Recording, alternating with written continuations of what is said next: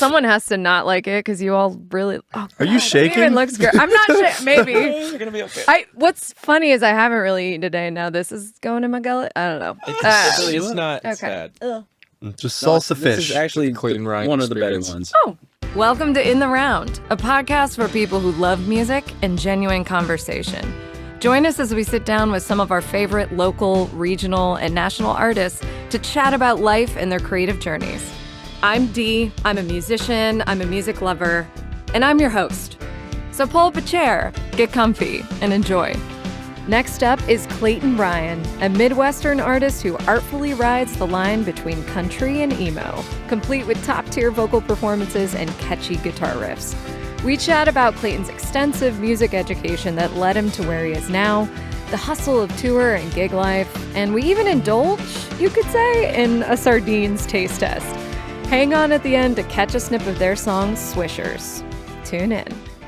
Hey, Clayton Ryan and band, welcome to In the Round, you guys. Thanks for having Yeah, us. thank you. We are so stoked to have you in the studio. You just ripped an incredible version of Swishers. Well, it is the version, but... It was a version of time, Yes. No, it's of all time. just so killer. I love seeing you guys. Well, I get to see you play tonight. Not when this comes out, but literally the now tonight. And I can't wait because your stage energy is just so fun, even in a room with a bunch of people staring at you with cameras. Well, and it'll be especially cool today because our first gig as a band was at XBK in Des Moines on like a Wednesday in December. Yeah. And Oh, it was honestly just like, let's get the band together and test it out and see how we all hang. yeah. And apparently it did pretty well because here we are 7 months later and the vibes are good in this band. Most of the time, all the time. And Time all the time. There's like a glare. You're all look at your enemy. Look at everyone. Yeah, look find at your enemy.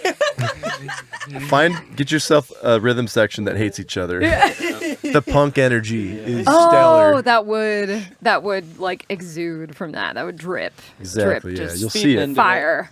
You'll see it in the video part. Yeah, exactly.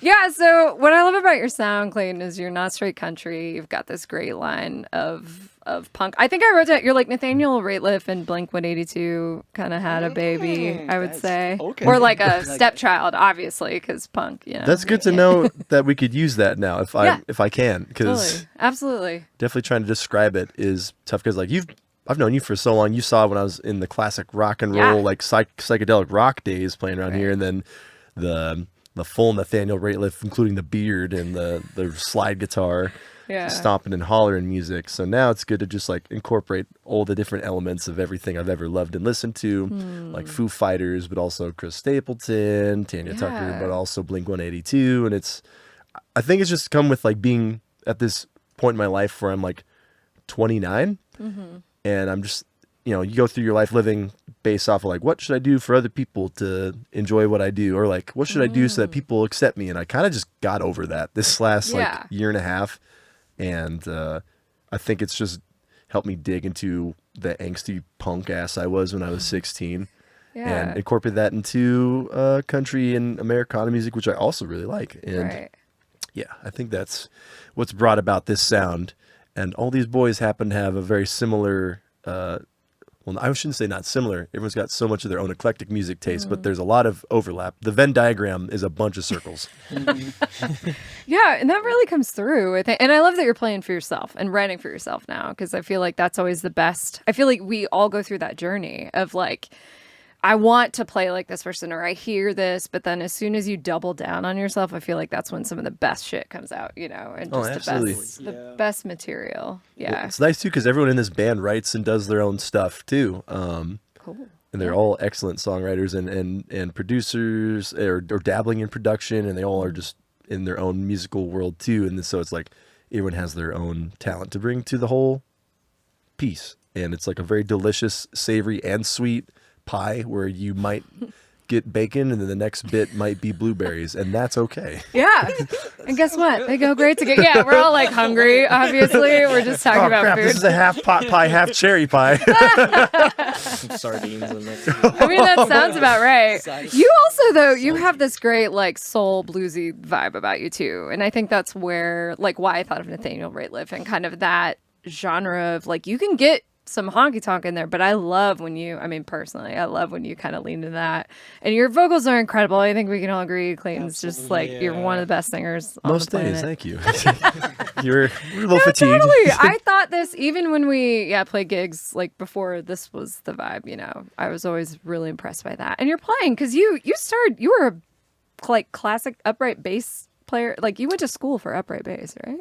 I was a jazz bassist and classical bassist, but also at the same time I was a lot into like Delta blues slide guitar, and I bought a resonator guitar, and that was kind of the era that kicked off me being a songwriter up in Cedar Falls. And so it was this intersection of being like a slide guitar player, which still obviously is in the mix, but also learning jazz and classical at the same time. And everyone here is also, to bring them back in, has got a rich background in all sorts of music, so it makes it so that we can seamlessly blend a lot of things. I mean, literally 2 days ago in Sioux Falls, we played at a jazz club. I saw a video of that, and I was like, wait a minute, I knew you could pull that off, but like the fact that the rest of you were up there doing that, I was like, all right. Also the versatility. Yeah, right. Absolutely. Everyone was hanging, and we were just listening extra hard, and cool things came of it for sure.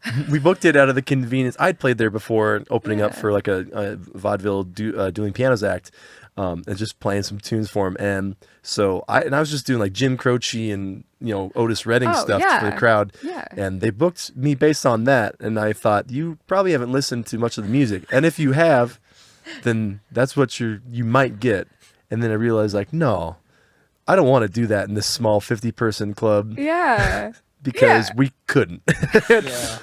And well, it's so like read the room, like know what you're. It's kind of a dual thing. Like you hope that they listen to your sound, but at the same time, you want to kind of respect the vibe a little bit. So that, I mean, it's honestly like putting on your Sunday clothes to go to grandma's, and that's what we did at the Trio Jazz Club. Yeah. And then the next day before, and then last night we went right back to the cutoff shirts. Literally. Yeah. Oh my God, that really does speak to all your talents as like different musicians. I mean, that's incredible. I think it's one thing just like rip out a cover here and there and change hats, but you guys literally, like put on your whole Sunday. Like what Clayton said, he's like, we can do this now. Yeah. Like this, right. You're like, no, I don't want this is something that's in the bag. Yeah. Which is interesting, I think. It does double one the standard. We could do it. Yeah. We played one to show them like we did the research. Yeah, right. And then the others to show. Yeah, exactly. Like we're no spring chickens. I mean, I would love to hear you sing like Fever or something. I mean, was that on the list? It was on the list, and the goal was to not sing. All right, that's fair. You need a break. You guys are great. Yeah, so you're on tour right now. It's like a month. How long are you out? I can't remember. No, it's a really dense.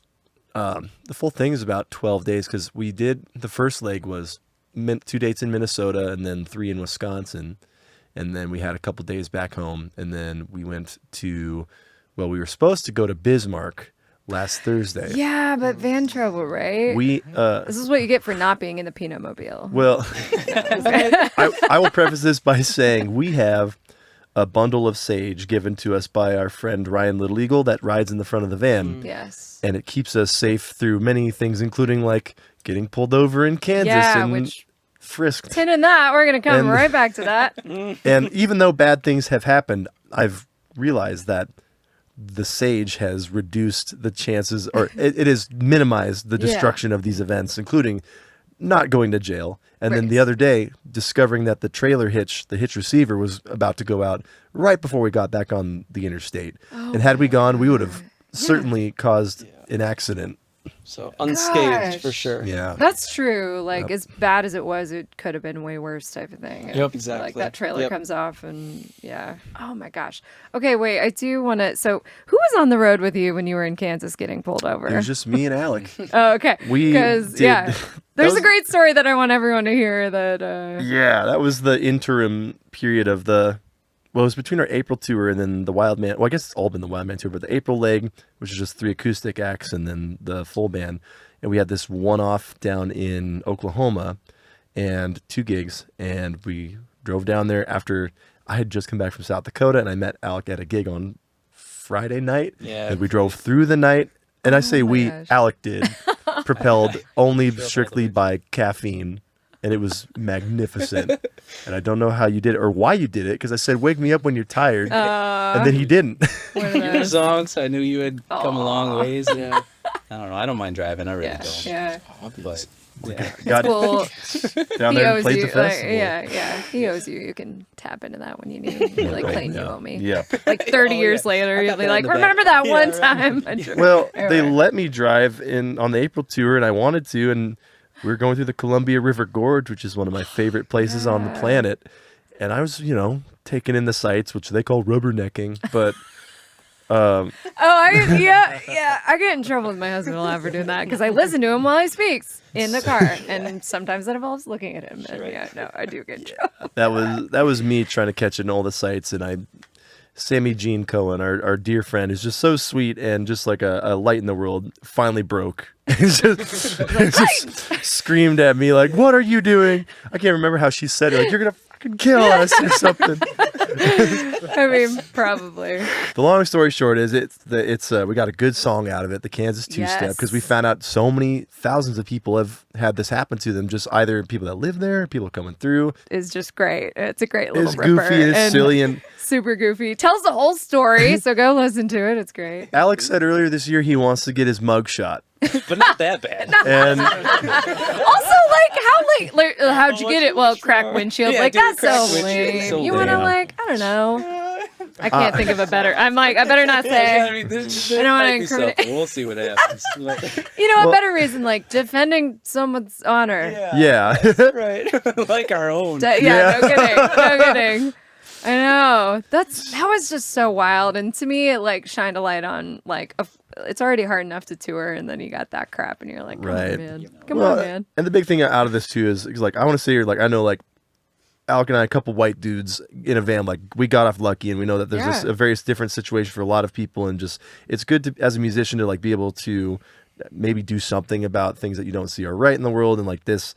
I don't know. Immediately after seeing that, I'm like, all right, at least this will be something where we can so clearly show something that is wrong in the country, and for me, that's patriotism, is being able to look at something like that and be like, that's wrong and that should be fixed. And I think people are really, I don't know, especially this in this time in the country, people are just looking for resolution of things that are wrong on both sides, and it's good to be able to see something like that, and at least maybe hope you can be a part of that change on that. To me, I love that you just turned it around, like you said, that song not only puts a layer of humor on it, but also explains the situation. I just thought I was really impressed on how you kind of nailed that fine line too of, and not being F the police. That's not what this is. It's we should be examining the processes and seeing what is good and what is not good. FTP, fix the police.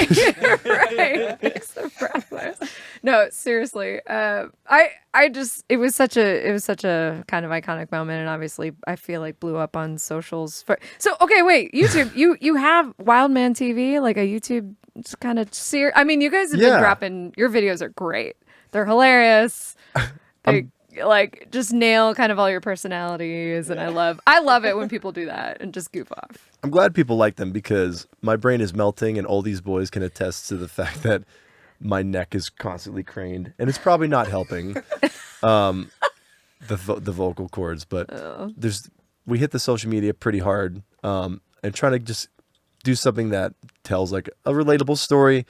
And I think so we had this idea at the end of last year. We're what if we had someone, and Alek actually sent it my way, because it's Wiz Khalifa's Day to Day. Yeah, Wiz Khalifa has a YouTube series he's been doing for a decade, and it's called Day to Day. This is my day today, and you get to see the behind the scenes, the on stage, the after party, the get up early and drive sort of thing. And I was I love that, because it's relatable and it shows what the artists go through. Right. It's not just the 2 hours of fame on the stage, and then it really just kind of, I don't know, it connects the musicians, the artists with the fans. And, I've always loved that, and I've always wanted to do something like that, and I think we have a really cool story, and cool things are happening, and we want to be able to give people the opportunity to be a fly on the wall. And that's what we're doing. It also highlights even the fun part is work. So this is what I can't always explain to people is even the handshaking and the after party, that seems just Lux, and for Wiz maybe it is kind of, but the idea is it still takes a lot of energy and effort to make connections, to talk to people afterwards, to be like you get done with a set, especially the way you guys play. There's so much energy that goes into that, and then people want to talk to you at the merch table, and you're like, face work. Yeah, okay, hi, I'm here. Yeah, please buy our merch. Voice. Yeah, right, exactly, exactly. Yell. Or even before shows, as a singer, I'm sure you've run into this of like everyone wants to talk to you, and you're like, the bar's already loud. I need to save this sucker so I can sing here in a sec. It's just like elements of that. You know, things are still fun, but the energy that it takes is like part of the job. Yeah, things people wouldn't consider. Like we were talking about the vocal thing, like before and after. It's like, yes, we need to talk to people and we want to, but it's like be conscientious ultimately, right. Yeah, and Michael has been on one of the tours that had the Wild Man series. So we started it back in January, and it was the first show was all of us. Our third show together was at the 7th Street Entry, and it was an awesome night in the middle, like a Thursday in January, and it went super well. And Casey, our videographer, Casey Carlson, who we want to pawn out to anyone that wants to hire an incredible photographer and videographer. Love Casey. He's even like roadieing for you right now. Like he's helping out everywhere. He's not even in the room. He's doing too much. He's a true homie, man. He's helping out. And he showed up and filmed a bunch of stuff, and it was a good hang, and we were all just sitting there eating and shot the concert, then headed home, and then we woke up at 8 a.m. to a full video. Like a full edited recap video of it, and we're like, "Do you want to come on the road with us?" Yeah, and he understands. He's in the same grind. And I was talking to him yesterday about this, where he was showing me some film prints he just got back, and I'm looking at them, thinking like, "How is this not on the front page of various newspapers, or how is it not like in the same galleries as like Ansel Adams or anything like that?" And it's and I was looking at him and just said, like, I get like the reason you and me are such good friends, and like it clicked that way is that you also are like working really hard at something that is recognizably yours, just like all these guys are doing, and yet the world just hasn't seen it yet. And one day they're going to, and it's going to be the best thing in the world to see you get that recognition finally. Because like right now we're struggling to get 100 views on a video on YouTube, and it's pretty regularly posted, and I haven't been doing a good marketing on it, but it's a captivating story because you're watching a couple nobodies running around that, as far as the industry knows of, like, we're nobodies. Right. And we're slaying every place we go to, if I must say so myself. You are. The reviews are in. The reviews are in. We have a great time on stage, and that comes through, and like that's been the best feedback from folks. Like Claire, like everyone was just same compliments in the best way. Like, you guys have so much fun on stage together. Yeah, like, it's just that shows, and it matters. Yeah, I mean, when you talk about stage presence, like that's what that is. And even when you guys rock out, it feels like we're on stage with you, which is great, And it's interesting you mentioned the industry, because you had a comment in an interview talking about how Minnesota or Minneapolis, the scene there is just really like inclusive. It's a really good community. And you had this comment kind of about it's a good community because it's not the industry in a way. Like people aren't, it doesn't feel as, even though it's a big city, you're not getting that kind of, it's less what can you do for me and more what can I do for you is how I took that kind of like, collaborative and good community. It's a community where if you are in it for yourself, you're not going to get pretty far. Right. People weed that out pretty quickly. It's one of those scenes where, if you go out and you watch people's shows and you go to the open mics and then you actually remember people's names and that's actually follow through and all that. It's a good scene, and people take care of each other there. Where after living in Los Angeles and working a lot in Nashville, there's countless people that are just in it for themselves, and they're there for this blanket famous. Like, they don't know what they're going to do. They're like, I'm just going to be famous. And like, horrendous people to be around. And Minneapolis is like full of awesome people that just really want to create what they can out of what's up there. And there's not, Broadway, and there's not, we found new talent or new music showcases. But what there is a community that if you are a good person and treat people like people, they will put you up and let you, carry the team. And it's been really fun being in that music scene. And although there, to get major industry stuff, you still got to go down to Nashville. I do that all the time, and haven't run out to Los Angeles in a long time, but same thing. I work with a bunch of people, and there's definitely things there that like it's good to be in that circuit, but it's good to call Minnesota home, and the music scene is very unique, and I think it's I wouldn't say it's protected, but I think Minnesota musicians are very happy just to ride out what we've got up there and see it build. And I don't know, you guys have been there longer than I've been there for a year and a half. I don't know. It's a ecosystem in my eyes. Like, I mean, I think that like good people, we're only finding more and more good people to be around and stuff. Like that's how I've felt the last few years. And audiences, right? Like people turn out, you know, People that's are kind very of supportive. Yeah, that's the vibe that I get. This episode is brought to you by Uptempo Music, Des Moines' best resource for new and used musical instruments and accessories. Whether you're looking for a saxophone, electric guitar, drums, or keyboards, they have a great selection. They also offer repairs and affordable rent-to-own programs for school band and orchestra. Find out more at uptempomusic.com. And obviously, you guys run around. You're playing a show tonight with Molly Brandt. Here we had Molly and Eric on. All hail the queen. Yes, I know. Gosh, she's the queen. And it's did I introduce you to? Am I? Or no, was I just like, hey, you should play a show together? It's a funny story where I was still living in South Dakota, and I was coming through to do. I was doing a tour, just a solo, me in the car, and I set up a songwriter round. That's how I met our friend Michael Gay, who's an amazing songwriter, and then our friend Rachel Behringer that I went to school with was also up there playing it. And I originally had Molly Brandt as someone suggested, and I asked if she wanted to do it, and I gave her the wrong date. Oh my gosh. And I didn't realize it until she messaged me a week early, like, hey, what time's the songwriter thing tonight? And I was like, oh, it's actually next week. She's like, oh, well, I have a gig next week, so I can't do it. And that was our interaction for like 2 years. Oh no. And then I finally played a show with her at the Seward Cafe and finally met her in real life.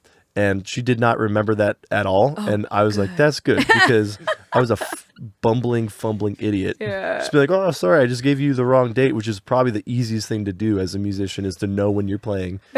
And not always, man. Not when you gig a lot. It was usually it's wrong day of the week, right day, or right date. Right, you know, like usually it's that. It's like Thursday the 24th. No, it's not. It's the 12th or whatever. Yeah. And then you're like, wait, which one's wrong? The date or the day? Yeah, that's half the battle. That's definitely half the battle. No, I think what's cool is we've seen a lot of folks from Iowa kind of find a home up there, and we're, you know, it's a neighbor. We're totally cool with that. But I love seeing the cross pollination and the cross show, you know, of you guys all playing together. The show tonight's going to be incredible. Molly's just such a talent, and you guys, and it's a fun combo, like you guys with them, because there's some crossover, but also not. So it's her band really brings the heat. Yeah. Last night was incredible, as always. Like, no, some of those riffs and the tones, it's like Black Keys meets I country know. Americana. I know. Like, Eric's ripping. Stupid. I just he want to is. kick him. Yeah, he's so good. He's so good. But you guys absolutely, what I love is like how grungy your tone gets. And I know I called out Blink-182, but Swishers specifically, if you cut your like kind of honky tonk leaning vocals out and just heard the music, it totally, to me, could be a Blink song. Like the guitar tone in it and everything is like totally, because it's really hooky too, like they would do. And I'm glad your vocals are in it, because they're amazing, and it stuck in my head. Like, I think I woke up this morning like, Swishers, you know, like getting out of bed, thinking about Swishers and scooping the loop. Swishers in the coffee pot right now. Yeah. It's just it's also like, you're so good lyrically at kind of capturing these bits of the Midwest, you know, and having lived in different places and things like that. Actually, I had a question that was like, do you seek trouble, or does trouble just always find you? He seeks. He seeks. I accidentally befall it. Yeah. No, but I feel like you write a lot. I mean, Kansas Two-Step is like literally about that situation, but I feel like you write kind of about Ghost Town, which we should talk about. Your 2024 full-length album is fantastic. Beautiful concept, like actually really takes you on a journey. I love the callback of the Chicago Ghost Town song and, you know, those elements. It was really just beautifully done. I feel like you write a lot about personal experiences to a point. Yeah, and I try to only write about things I know about, Yeah. which probably is pretty limiting. And I'm trying to learn to write for things that maybe I don't know about. And I mean, I do that for other people, but I try to convey something that's maybe something I've not exactly understood firsthand. But yeah, that album is certainly a very autobiographical account of my South Dakota tenure, which, and I have to say to you, because you know me as an Iowan. Right. Were you born in Arizona though?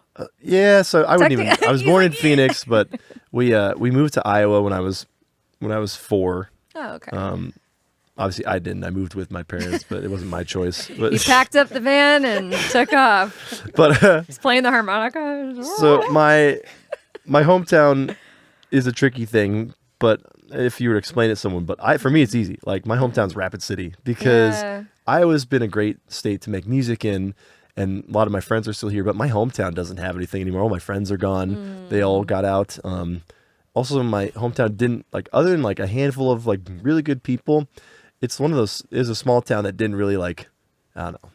I don't want to rip on the town where I went to high school, but there's nothing there for me anymore. And I moved to Rapid City, and Rapid City is where all the hometown shit happened. Yeah. Like, literally. Like the down home. Literally, like the last time I was there, Diana, I was on the back porch of a bar where my ex's... A bar with a porch. Yeah, exactly. Where my ex's mom was talking to me while I was talking to a girl that I am in love with and have been for years, while also having one of my friends that I know tried to sleep with my ex-girlfriend talking to me while they're all smoking cigarettes and just blowing it in my face. And it's like, that's a hometown right there. Yeah. You're like, wait, I can't write this down fast. Slow down, everybody. Again. That is a song. That never happened in Winterset, Iowa. That happens all the time in Rapid City, now we know. South Dakota. Yeah, that's where it got a little bit. Wow. See, that's just song fuel, baby. That's what I hear, yeah. So that's why Rapid City. Also, I believe that your hometown is the town where when you die, the most people will show up to your funeral. And that might honestly be Minneapolis pretty soon here. Yeah, but like Rapid City right now still is the place. And like hometown is, you get to pick your hometown because like what feels like home. It's not house town, it's hometown. Right. Or where do the memories live, right? The memories live in that one specific spot. Yeah, I grew up in Fairfield, Iowa, which if you've heard of that, there's a very famous university there that has there's a whole community of transcendental meditation that happens there. So in terms of an Iowa city, it's like a very unique place to grow up. And I mean, I lived there my whole time, 0 to 18 or whatever. So but I lived in Cedar Falls for many years, and that's where my band got its start. So I do kind of think very fondly of Cedar Falls and my time at UNI. But yeah, nothing like your hometown. There's something special. There's always that same dude with the same van that you're like, aren't you like 400 years old? Like, how do you, because when you're young, adults always everybody looks old, right? But then you grow up and you're like, you still look the same. How does that even happen? Yeah, it's crazy. Wow. So South Dakota, and now you're in Minnesota, and you're all Minnesotans, yes? Born and raised. Okay, got it. And I should say I didn't do Paul's names. a transplant. Born and raised. Oh, right. You're from DC. We saw the video. We remember those. DC okay, style. Paul, Yes. Michael, raise your hand. I'm trying to do this backwards, and we got Mitch on bass, and Alek or Zander, right? Alek, Zander. Yeah. They call you both. Everyone at home calls me Alek. Zander's the stage name I've been leaning into because there's a lot of weirdos on the road. So I'm trying to, Oh, well, now you got to myself a tell little me bit. who's stalking you from the road. Oh my gosh! Well, Do you actually have a stalker? Wait. I've got a couple weirdos out there that have Whoa. been hitting me up, and it's Okay. commenting on everything and getting a little strange. So just gotta block them a little bit. But they show up to Wow. shows, and I'll give a little civil hello. Yeah. Kind of hang out in the green room if I need to, and Yeah. all that. You guys have made it. You know that, right? As soon as you get a stalker, that means you we have made two it. haters Not as and two glamorous stalkers. as it sounds. You need haters. Haters are engagement. Just think of that. Yes, Haters yes. are comments. Keep going, haters. Alek just has such a good smile, and It's he's so true. friendly that he just finds these people that want to take advantage of that and You're asking for it, Alek. comment on his things. Me and And me, baby. I love with it. the flow. Again, song fuel. I feel like Yes. you could definitely turn that into a song. No, so Swishers was a 2025 single. So you guys are actively recording. I mean, Kansas Two-Step, you just recorded. I want to go back, actually. Can you talk about, because Ghost Town was a concept album, I wanted to ask about how that recording process went. Yeah. So I need to actually get these guys in on a studio session once and do it live, because historically speaking, I record everything with just the same like two guys, because we have like a workflow thing, and like I also spend a lot of time being very particular in a way that would be incredibly obnoxious for anyone to have to deal with me. This is fair. And also too, part of it is that like I have the whole things in my head when I go into the studio, what it's going to sound like, and I just go into like a manic phase. Yeah, totally. So the three of us cranked out Ghost Town. A lot of those tracks were all done in a live room in like 2 days. And then, throw a few things on here and there. And I was originally going to either get some of the friends that played with me in South Dakota, and they are going to come to Minneapolis and track it. And I was going to fly out with my friends from LA to produce it. Oh, wow. Or we were going to go to LA and do it. And I thought, this sounds horrific in logistics and in emotional time. And so I ended up getting referred by a songwriter that lives up in Minnesota named Michael Shines. That's a really successful, super busy songwriter, family man too. And so I respect his opinions on things. And he had me work with two of these boys that are 21, 22 child prodigies that have become good friends, and they're world touring with a whole bunch of people. And and it just the flow worked really well, because like I play bass on them, and then I was gonna say, you play so many different instruments and sing. I mean, you play guitar, you rip at bass, you do it all. And it's been very streamlined in that way, and it's been really cool then to go on the road and like break away from like the metric, and break away from like the real density and like perfection of those albums. And they do have like a lot of imperfections in them. It's great. Yeah. All 1 to 2 take stuff. There's not a lot of like sitting down. It's fun to go on the road and hear what these guys do with it, because it brings it to a whole nother level of just like interactive and like real and tangible in a way, especially with how so many bands are running tracks and so many bands are using live auto-tune racks and everything. It's cool to exist as something that doesn't do that. Yeah, for sure. Well, and after being on the road 7 months, about 7 months, I mean, it's cool you learn the parts, you feel good about that, but then you start getting in and really leaning in, and, that's like it's so hard to describe that feeling to people when you lock in on stage and you have that moment where you're all looking at each other like, whoa. Like you go somewhere else for a moment, I feel like, and we're in the thick of, my band was just in the studio here recording this weekend. We're working on our next full-length album, and that's also like my favorite time, of just like pure creation, and you finally actually get to hear each other's parts singled out, you're playing that little lick there, that's great, like keep doing that, or like, you need to stop doing that other thing. That's not the harmony, actually. Yeah. No, it's totally I'm not singing the right part.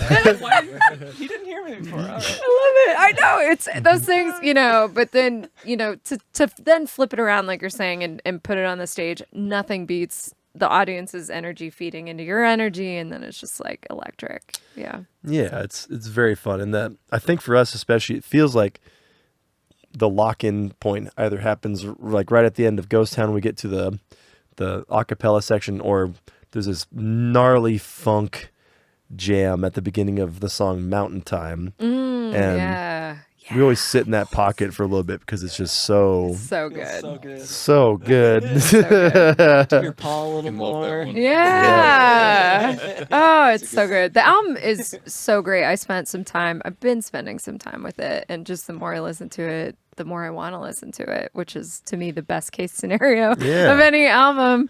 So people keep spinning it, but I'm loving the singles that you're dropping, and they're so fun. Again, Swishers is such a earworm. It's just like insane. So after being on the road, are you writing? Are you thinking ahead to the next album? I know this one just came out, so I kind of hate asking. I love being on the road, and it's been so fun. we've played, by the time we're done this, at least Alek and I will have done 40 tour dates this year so far. Oh my gosh. And I know after that, everyone's kind of got, plays with other bands and has their own stuff too going on. So I think I'm honestly looking forward to just having like a couple months where everyone just gets to hang tight. And, even just this last, we're not even at a week yet, like 5 days has been quite a, run. It's like a get and go to the next thing. Yeah, and and it's been fun. Yeah. But, you can definitely tell, we're getting a little bit worn down, and there's not a lot to do about that for the next couple days. And I think I want to also just reassess like my social media approach, because right now it feels a little bit more of like throwing everything at the wall, and like some of the spaghetti sticks, but some of it's still like uncooked, and some of it's mush. And varying degrees of pasta. Yeah, it's very unclear what food I'm trying to make. And so I think the goal is to sit and really reassess things. And got to steep. Remember, we have to steep. Yeah. No, that's so true. And I actually think this is such a valid point of because I feel like we're in that age of like, what's next? What's next? Like that's why I said I'm like I hate myself for asking this, but I need to. But in the content creation, like content world that we're in, I feel like, as especially musicians, it's always like, when's the next track? And people don't realize the years usually that you're putting into writing the album that you just put out, and then it's always like, when is the next thing? But I feel like you're doing it in a great way. Like something that I've tried to internalize is like, it's okay to not always put out a whole album. Like we just tend to lean into albums. That's like what we enjoy. But at the same time, we put out a 3-song EP because those songs were ready. And it was at a certain point where it just made sense. And I think it's okay to do that. And also being okay with kind of dripping out, what if you do release an album, but it is over, it's like 3 here, 3 here, 3 here, and then you put them to, they're just, it's like freeing in a way to just be able to, you can do whatever you want now. Like it's not as restrictive.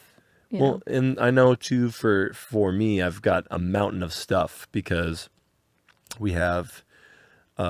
still got to promote Swishers and Kansas Two-Step are just in their infantile stages. And then we're sitting on... Go stream them. Okay, wait, sorry. We're sitting on a subliminal, non-subliminal Run those numbers up, bro. Let me pay these boys. And then we have a whole nother season of With the Wild Man coming out. That's with me, Alek, and our friend Sammy Jean and Casey running out to Seattle and back. Oh, fun. And it was such an adventure. Yeah, right. And so many highs and lows on that. Really wholesome time there too, and so we're sitting on a whole season of that. That's maybe coming out in October. Hence the YouTube channel. That's kind of what we're talking about. Like they already went on tour, but you're putting out the content. Like the show. I still got to promote the second one. I've done such a terrible job with our Texas run, and it was a terrible. I mean, it wasn't a terrible run. It was fun, but it was a hard run. Like January in Texas, and it got cold. Then it had more cold than it had been for a long time. And they flip out down there. They can't even handle it. A little bit of snow, and it was like the whole thing. Right. Yeah. Some venues didn't know we were coming. It was a mess. Stuff like that. And so coming out to promote that a little bit better. And by the time this comes out, this song will already be out. But Molly Brandt and I are putting out a song written by a Minnesota songwriter we know named Grant Glad. And it's definitely... I don't want to be the guy that says the whole TikTok-y thing of like, did we just write the song of the summer? Oh, but did you? It's got a good. It's got tell a good. The truth. It's pretty good. It has good sitting on the boat and blasting out of your Bluetooth speaker vibes. It's I love it. Very like a Tom Petty, Waxahachie-esque summer jam about being young and disillusioned, but also like you can do whatever you want with your life. It's a good song. This is like the bingo card of yes. I want all those things. I feel like I can actually say that this song is really good because I didn't write it. And I hate saying that about my own music, but someone else wrote it, and this song slaps. It's so good. No, I can't wait to hear it. Are you playing it tonight? I don't know. I'm going to make you play it, and I'll her film band it. knows it. Oh, yeah. Or might know it, and I know that I don't even know it. You're like, we did that months ago. Yeah. No, that's awesome. That's awesome. So that's on the promo plans, and then I'm just kind of filling out the weeks with local shows and maybe writing some more. I actually honestly want to get down to Nashville more often because I have some people I write with a bunch, and it's just hard to get in there once a week or sorry, once a month maybe and maintain something. I was like, once a week, you're doing good. God, I wish. I hate flying. I would never do that. Oof. But the drive is long. I would never do that either. Yeah, shoot. It's it's just far enough. Yeah, Andrew Hoyt from Des Moines goes down there a lot and works with people. And I do think that kind of collaborative process is also how you just spread the word about your music, I feel like. And, you know, kind of it's always nice to kind of also get someone else to tell you about your music. You know, I think it's so hard to be objective and kind of when you live in it for so long and you're steeping in it so long, right? All these tea metaphors. You know, sometimes you can get kind of in your own way, and it's always nice to kind of break out and go down, get your honky tonk, come back up. Yep. And I get in my own way like it's my job. Yeah, right. It is your job. Yeah, you're sort of doing it. Yeah, no. Well, that's, gosh, I love talking to you guys. I know we don't have a ton more time, but I did want to ask, okay, being on the road, especially as much as you guys do, is there a guilty pleasure, whether it's a snack or a song? Like, are you guys just rip into Pink Pony Club like every mile, or I've been on a kind of an ice cream kick recently, but an ice cream Snickers has been my treat for the long late night haul. You can generally find them at most gas stations, and I love ice cream, but I love Snickers. Oh yeah, and the combo. Yeah. Say no to that. Yeah, if I get it in my head, then I'm like, all right. Well, I have a question for you. How do you feel about tinned fish? Oh my God! Okay, wait. So we need to talk about this because we are going to talk about this. I do not feel. Oh my God! He's got it. Okay, I wanted to ask you this actually because in the Kansas Two-Step song, you say, "I know this van smells funny, but it's not illegal to eat sardines." Or I'm butchering it. That's pretty. Yeah, that's it. It's the gist. And so I wanted to be like, "Were you actually eating?" And you were sure were. Yeah, we're gonna. Whoa. This is how we do reviews of sardines on the road for the show. Oh my gosh. And I figured why not do one on the podcast. Oh. And we got these from Dave at the Hunky Dory. Dave and Pam gave us these because they watch the show. And so these are sardines in chipotle salsa. I love this. I'm so stoked for this. And sardines and chipotle. Okay. Sorry for the people that are going to be in the studio after they're us. But fortunately, no one else has to be in here later today. All right, we're going to pass this around here. Oh, God. Oh, no dripping. Oh, God. Oh, God. Let me put it over myself here. Put it over your... Well, God. Over my white shirt, too. I love this live... Okay. Chew into the mic. Yeah. So we can ASMR. That's some good cuts of meat right there. Oh my God, you guys! I'm gonna tell you, I'm not gonna eat that. I'm sorry. Oh, you're not a fan? That's all right. I can't. You know what's funny? My husband is a big he would totally rip into this, but I don't think I can do it. Oh, that's some quality fish right there. Wow, oh my God. Everyone in the band is mess around with sardines too often until they made you to be in the band. Is it like initiation? Well, I don't know. I always called Clayton a brine guy because he likes really picky. Well, you are briny in a way. Like I love things and briny things and salty things, and I kind of do. Oh, he wants a second bite. Look at that. Paul's going back in. He's going back in. See, it wouldn't. Nobody'd have this reaction if it wasn't kind of good. Yeah. Okay, wait. So, what? Tell me about the other. You've had like original sardines, but then, so what is this compared to like Chipotle? Where does that land on the scale of? Like, is there like a Parmesan garlic tin out there? I will say, they have as Every many flavors flavor? you could think of, and there's so many different brands, and it's gotten a little bougie lately, where there's $9, $10 tins of sardines, and it's good stuff. The problem is I eat it so quickly, it's not ever worth the $8. I feel like that defeats the purpose of a nice. Yeah, wait. I like that more than the mustard. Yeah, they're very good protein on the road too. Actually, the whole thing, the reason this started is because Alek and I used to bring just like Aldi sardines, the Northern Catch brand, because they're just 20 grams of protein in one little tin. They're like $2 a tin. Holy crap! Put it on a tortilla. You put it on a cracker. It's great. It's like tuna, but you don't have to open the can. You don't have to bring a can opener and all that. And second. Oh, yeah. Okay. We do love them in this band. What's the score out of 10, you think? Out of 10 on this one, I'd give it a nice 7. It's I agree. Yeah, very above above average quality. And there's not a lot of bones in there. Sometimes they have like really fine bones. No. No. And they get stuck in. I would, but I also. Oh God! If I get a fish bone in my mouth, I am vomiting on the podcast. All right, fine. Give it here. Yes. God, someone has to not like it because you all really. Oh, Are you shaking? it looks great. I'm not. Maybe. You're gonna be okay. What's funny is I haven't really eaten today. Now this is going in my gullet. I don't know. It's not Okay. bad. Just salsa This fish. is actually Clayton Ryan one of the better experience. ones. Oh. All right. You have created a believer. I'm not like I'm not a convert. I'm not converted, You're not a true but believer. it tastes more like tuna than I thought it would. Or like, Yeah. it's not as When you see skin, you think abrasive, that's right? like an abrasive taste or like Yeah. very fishy Yeah, as yeah, well. yeah. Like Yeah. I'll eat more. yeah. Hey, I only got one little bit. Oh my Give me God. some of that back. I'm hungry. I'll give Don't it back steal to you the after I sardines. get a bite there, I know Michael. you guys are actually. You need to eat and you need to play a show tonight. I love that you. This is amazing and. Oh, look Now at we're it. There's a spine in it, Oh too, my dude. God. No, that's There's not just. my, I I'm don't not a know. big fish person, but I'm a big Chipotle person, so I feel like it's tricking me into Go for it deliciousness. again. I'm curious Saw this about the spot. one. He's got a tin of sardines and chocolate sauce, and I'm like, that one What? seems kind of like. They're just solid. I think they're chocolate. They're not chocolate flavored Oh sardines. God. Oh, Okay. okay. So Sorry, they're yeah, made that- of chocolate. It's just. I think it's just chocolate? candy. It's candy. Oh, What if it's not? Okay, I- I didn't think that the whole time. No, I mean, to be fair, that would be a very novel thing to try. Would be chocolate covered sardine. It would not be good. I mean, it could be though. No. Take another bite. I mean, I guess if it's like, what's the there's a Mexican sauce that's like chocolate based. Mole. Thank you. I was like molo. No. Yep. Mole.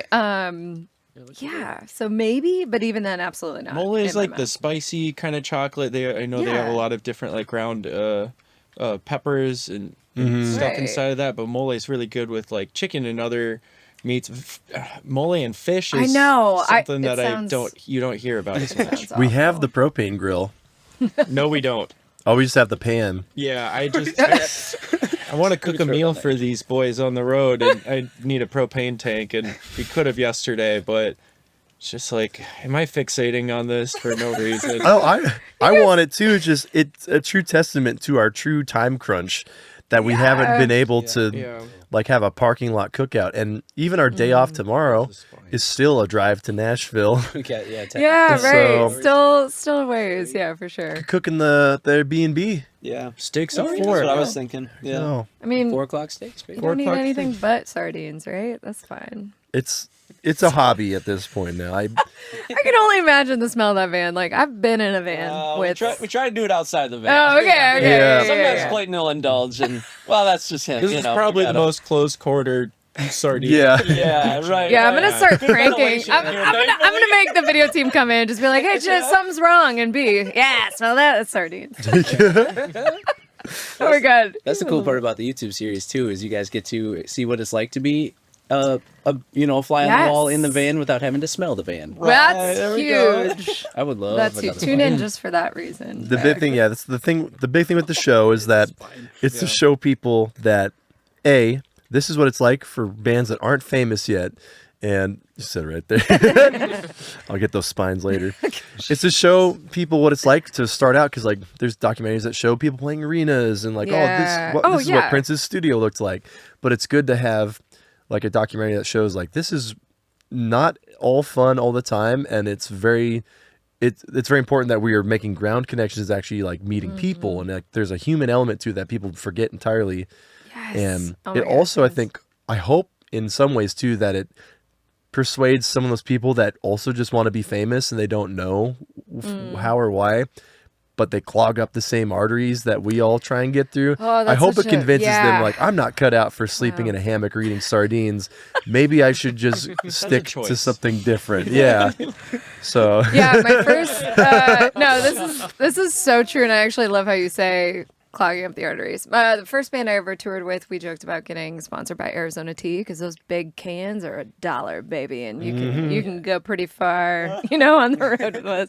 No, it's such a good point, because I feel like it's also like, what is famous? Like, I like to think of it as success, like, or self-fulfillment, like what makes me feel good, and then also, is it enjoyable to others such that it will keep going? Like, it'll self-propel if people actually enjoy it. You know, if no one's coming to your shows and like maybe there's a reason. I don't know. I mean, I don't want to. I don't like to like shit on other people's music. You know, do it for yourself. It's the fact. It's the fact that like it's so accessible now. Like everybody has a phone in their pocket that records with GarageBand, and you could throw stuff out there. So like it's very oversaturated at the moment. But this is, you know, like Clayton was saying earlier, like we've been touring a lot as a duo and getting the music out there. And then this is the first time with the band going around. And it's kind of just us experimenting and seeing what's going on. So after this tour, this is honestly the first tour that we've ever had issues with, which was like the hitch was like, thank like God car everything worked stuff. out. Yeah. But everything's gone off without a hitch so far. Literally, no hitch. But Oh man, I quit. You won. God. But it's, you know, wins. we're seeing what works, and we're building these connections right now and making the time to do that. And we're going to sit down and reassess, you know, because we have done 14 days straight with no breaks, and we've learned that that's really hard. And then when we do have a day in between, it's a 12-hour drive to the next spot, so it's not really a day off. So it's these things that we've been building these connections, and we're meeting people, and we're going to just continue to figure out how we can continue to utilize the connections that we've made, keep watering them, and grow this whole thing up. Run the numbers up, but keep selling tickets, and, you know, just continue this whole vibe, man. It's been a wonderful time, and I'm just excited for the future, dude, and I'm glad that we're here doing this. Same. Thank you guys for being here. Yeah. Oh, that was wow. Gotta take it out on that. Absolutely. Period, baby. You guys, thanks for coming in. Thanks for you having guys, us. your music is killer. I'm so excited for the show tonight, and I hope everyone just listens back through Ghost Town and all the singles coming out. Clayton Ryan and band Alek, Paul, Mitch. I'm missing one. Michael. It's the two M's getting it's me. all right. Anyway, We left him in Iowa anyway. no. We actually just picked them up today. That's a season 1 reference. Oh, we do need Yeah. And shout out to Casey as well for being here. But thanks for coming, being in the round, just wishing you guys the best on tour, and I hope everything keeps going without the hitch, or, you know, with it, whatever you want. Thanks for coming in though, guys. Thank you. Thank you.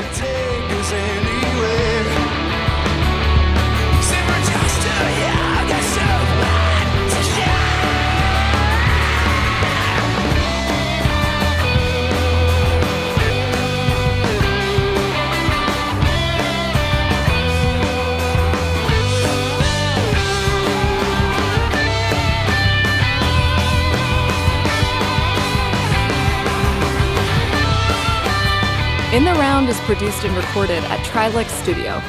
Remember to subscribe to In the Round wherever podcasts are found.